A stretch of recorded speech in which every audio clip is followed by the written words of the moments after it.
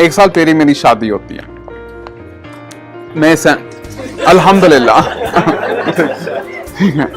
तो देखिए मेरी लाहौर में है, मैं सैन फ्रांसिस्को में हूँ और पूरा 12 घंटे का फर्क है. So this poem, discusses that dynamic. When I waking up and I want to talk to her, she wants to go to sleep because it's night. So वो dynamic की बात हो रही है इस poem में. It's called To Lahore from San Francisco. Last night I talked to you after fixing myself dinner and waiting for the Pacific Ocean next to my house to go quiet.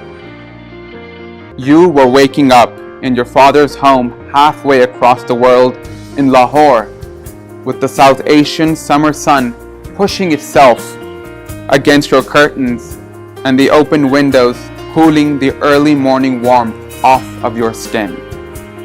You won't believe me, but you look beautiful in the morning. Warm and humid like any beginning, a glowing chaos, a pulsating mess, a tongueless flame. Your eyes take in the sun like a baby's palate figuring out baby food, and you stretch your arms like the first net thrown by a fisherman. I call you when I wake up in the morning and ask if you're done with dinner and the dishes. Some days you are, and on days you're not, we talk while the dishes clink in the background. I hear the water running and find myself thinking about your fingers curling around slippery cusps of teacups and the unfurling prowl of your rolled up sleeves coming down to drink from your wet wrists.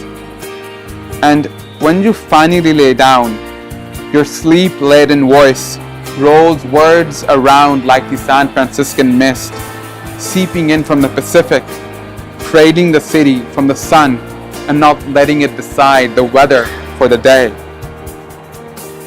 You go to sleep, reminding me for the 100th time my voice should read poetry in late-night radio shows. We dream the same dream.